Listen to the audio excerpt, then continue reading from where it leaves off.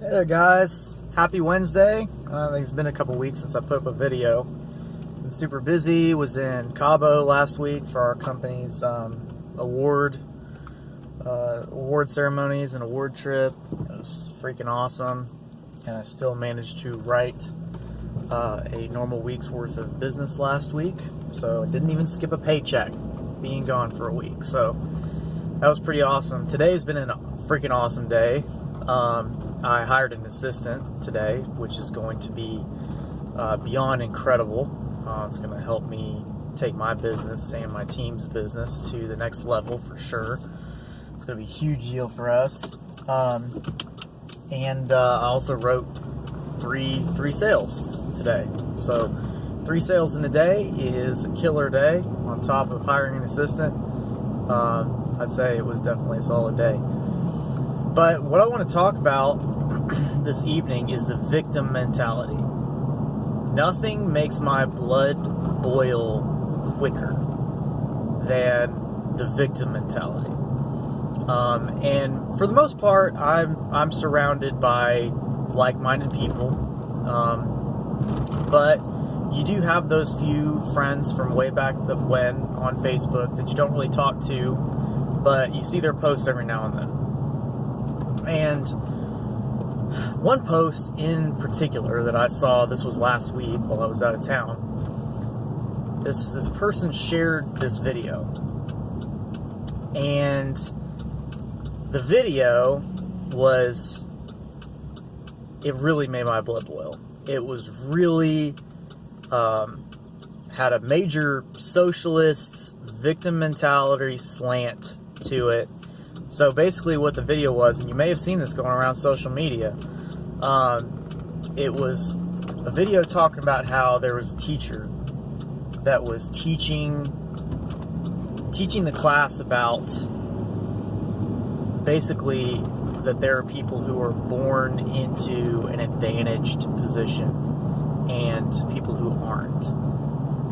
And literally what the teacher was teaching this classroom is they're programming the victim mentality into them, and this is what's wrong with our country. This is it right here. This is the problem. So the teacher takes everybody in the classroom. It's a regular classroom. You know, you got desks front to back. Everybody's sitting at an individual desk, and the teacher gives everybody a wadded up piece of paper, just wadded up into a ball, and puts a little wastebasket at the front of the classroom. And teacher says, just everybody has a chance to be successful.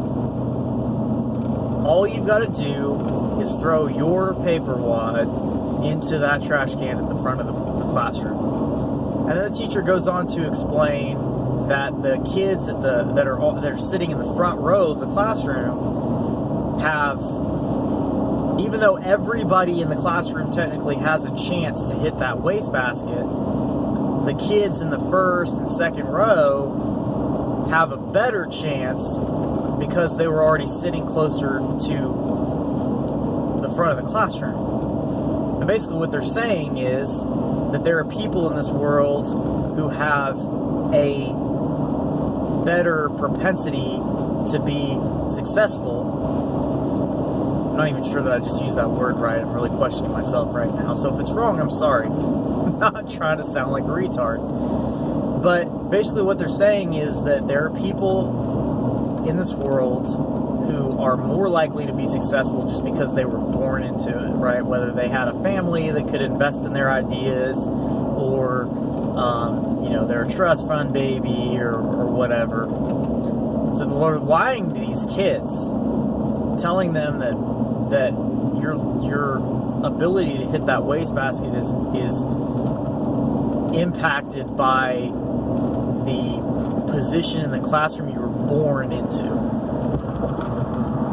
I've never heard a bigger load of crap in my life. And let me tell you what I would have done if I had been in that classroom. And I hope to high heavens that I'd be sitting in the back of that classroom when this happened. because I would let that teacher have it. I would stand up, take my wad of paper, walk to the front of the classroom, past the kids in the front row, and take my wad of paper and drop it gracefully. I'd drop it straight into that trash can. And then I would look that teacher right in the eye, and I would say, it doesn't matter what part of this classroom I was sitting in, because I was willing to get my butt up and move to where I had a better position to make the shot than even the kids who were born into the front row. That's my message there. And see, that's the part that those victim mentality lessons leave out of stuff like that, and it makes me angry, because that's the part of the story they didn't tell. The assumption in the teachers, what the teacher was trying to get across, was that you have to stay in the position that you were already in and shoot from there. That's baloney. You don't have to stay there. Why would you stay in the position that you were born into and try to make the shot from there? Why would you stay in the back of the classroom and try to make the shot instead of get up and move to a spot where you have a better chance of making the shot? This mentality, and y'all have heard me talk about mentality before, it's the number one thing, man. Anybody that teaches on success, and anybody who has achieved it and is trying to help other people be successful, will always tell you step one is to make the decision, because your actions are not going to follow if you haven't made the decision. The decision is mental. The decision is telling yourself, I'm going to make this happen. I want this, and I'm going to do whatever it takes to go get it. But no, we've got classrooms full of kids all across America that are being taught that you have to shoot from where you're at. And I'm telling you, that's bullcrap. Don't shoot from where you're at. Get your butt out of that chair. Get your butt out of that chair. Get out there and hustle. And while everybody else is trying to make the shot from the spot that they were born into, you get out there and put yourself in a better spot. There was a kid, and he was like this 14-year-old motivational speaker, and I can't even remember his name, but I saw the video circulating around Facebook the other day. It was this kid speaking to a bunch of salesmen, and he said Michael Jordan is probably the best basketball player to ever play the sport. So if you put a basketball goal right up here, and you put Michael Jordan up here with me right now, and I know nothing about playing basketball, and you gave us both a basketball, and you told him that he had to hold the ball, he couldn't shoot.